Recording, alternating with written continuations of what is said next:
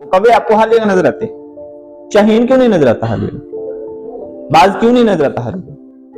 क्योंकि वो ऊंचा उड़ता है, जाके ऊंचाई पे रहता है, ऊंचाई को पसंद करता है। ऊंचाई पे होते हुए भी उसकी निगाह जमीन पे होती है, उसमें तवज्जो बड़ी है, फोकस बड़ा है।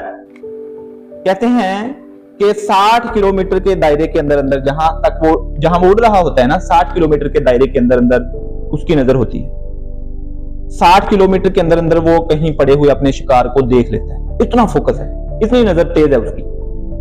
तो इकबाल को शाहीन में कुछ खूबियां पसंद। फिर ये मरा हुआ नहीं खाता, इल्ले हैं, गिद्दें मरा हुआ खा लेती, ये मार के खाता है।